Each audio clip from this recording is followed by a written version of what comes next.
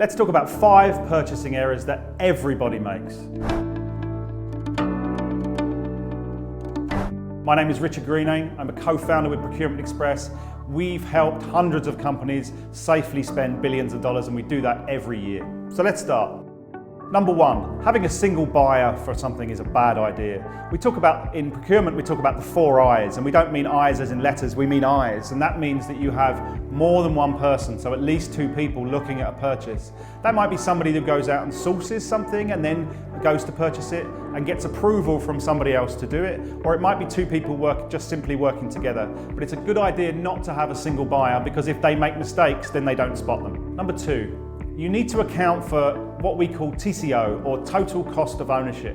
Now, when you go to buy something, you might look at the price, but then you have to make sure that it's not just the price that you're going to spend, it's things like maintenance, things like electricity costs, and other things that add up to the total cost of ownership. So when it comes to purchasing goods or things like machinery, you have to make sure that you know what the total cost of ownership is for each thing that you're purchasing or what you're looking at, and make sure you compare that TCO from one to the other when you make your decision. Number 3, really simple one, not using a purchase order. A purchase order is a contract between you and a supplier or a vendor. As soon as that vendor has accepted your order, that becomes a legally binding contract where the vendor's going to supply you some goods or services and you're going to pay them money in return.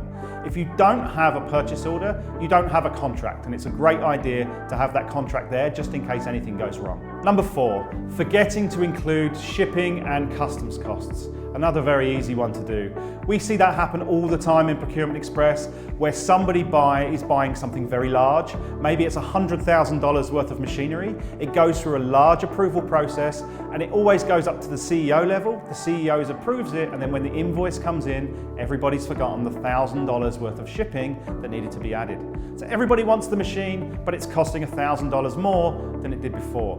So make sure that when you're doing your purchasing that you include the shipping costs and also the customs duty that you might have to pay, especially if you're buying something from outside the country. Lastly, make sure you budget time for doing your purchasing in the first place. When someone comes to you and they're looking for something to buy, then the onus is on you to get that thing to them quickly. But make sure that you spend the time and you at least budget the time to do your purchasing correctly. If you do that, then that will win dividends in the long run for the company. Okay, so let's go over those 5 things again. First of all, don't have a single buyer. Make sure there's more than one buyer that are looking at different purchases. Number 2, make sure that you look after the total cost of ownership. You know exactly how much you're spending and how much that product or service is going to cost you in the long run. Number 3, make sure you use a purchase order.